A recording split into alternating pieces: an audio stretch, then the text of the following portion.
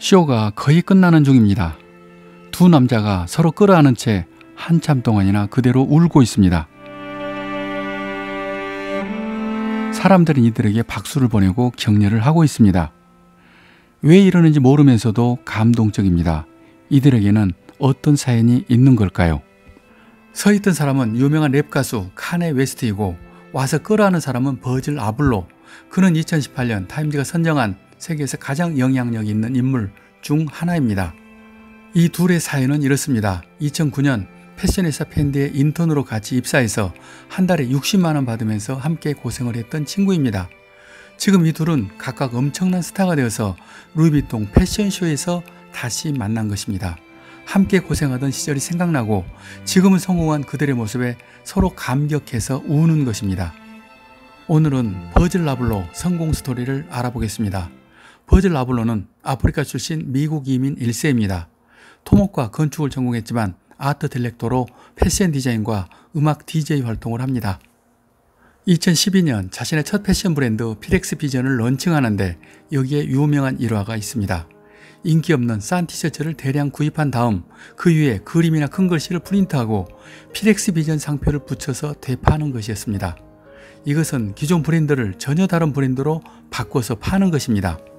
이런 식으로 단돈 4만원짜리 티셔츠를 무려 65만원까지 받다가 걸린 것입니다.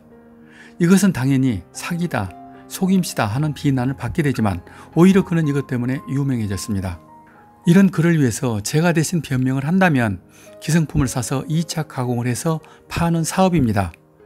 그가 건축 전공을 해서 미술사 공부를 했기 때문에 마르셀 듀상의 변기 스토리를 아는 것입니다. 듀상이 일상적인 기성품 변기를 셈이라고 이름 붙이고 사인을 해서 전혀 새로운 작품으로 변신시킨 것처럼 싸구려 옷을 구해서 그 위에 프린팅을 더하는 방법으로 새로운 상품을 만든 것입니다.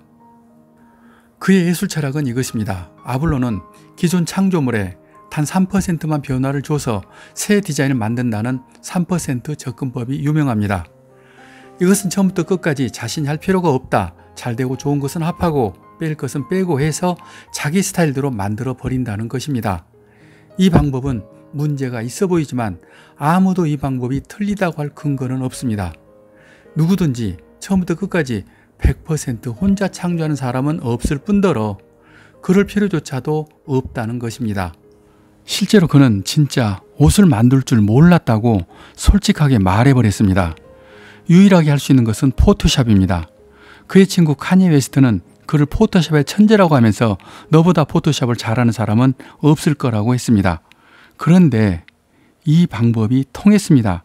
청년 세대는 질 좋은 옷보다는 재미있고 새로운 브랜드를 찾고 있었던 것입니다. 전혀 다른 우연한 조합으로 만든 새로운 브랜드가 시장에서 통한 것입니다. 어쩌면 이것 하나가 그의 실력 전부일 수도 있습니다.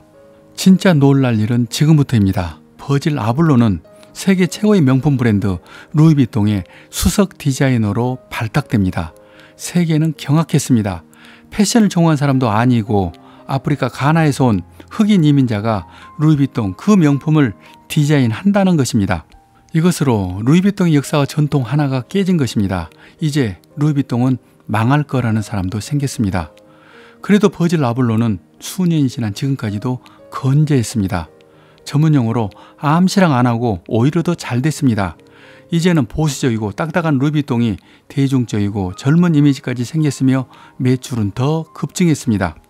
이제 그의 성공 비결을 좀 더 알아보겠습니다. 첫째, 그는 스스로 디자이너가 아닌 메이커라고 말합니다. 이 말은 단지 옷감을 자르고 바느질하는 사람이 아니라 그는 브랜드를 만드는 브랜드 메이커, 브랜드 설계자라는 것입니다. 루이비통은 그를 디자이너로만 생각한 것이 아니라 새로운 브랜딩을 할 수 있고 유행을 시킬 줄도 아는 사람이었기 때문입니다. 둘째, 버질 아블로는 소통의 귀재입니다. 그는 이렇게 말합니다.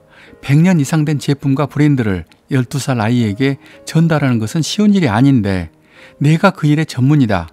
흔히 명품은 고급화를 지향하기 때문에 현실에서 일반 대중과는 멀어지고 벽이 생기기 마련입니다. 그런데 그는 그 벽을 만들지 않을 사람이었습니다. 그는 자연스럽게 젊은 층과 소통하면서 그들의 감각을 찾아서 루이비통과 연결시킨 것입니다. 그 결과 루이비통은 천문학적인 매출 무려 59조를 기록하게 됩니다. 셋째는 협업입니다. 그는 자신의 성공 비결을 다른 기업과 콜라보하는 것이었다고 말한 적이 있습니다. 에비앙, 이케아, 나이키, 벤츠까지 분야를 가리지 않고 협업하면서 성장한 것입니다. 이제 정말 슬픈 소식 하나를 전합니다.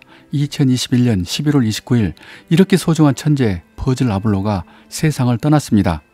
그가 이런 수많은 기록들 그리고 엄청난 가능성을 뒤로 한 채 영혼의 세계로 떠난 것입니다. 이 영상은 그를 위한 찬사이며 추모 영상입니다.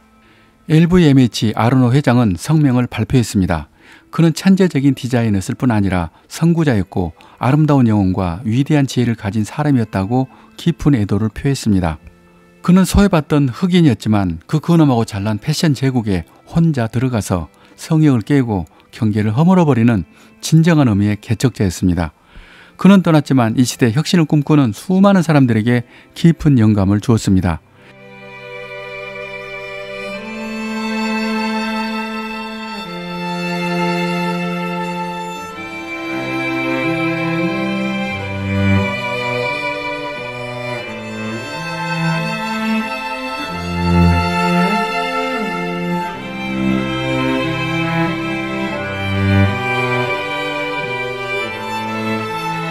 여기까지 저는 작가 이철이었습니다.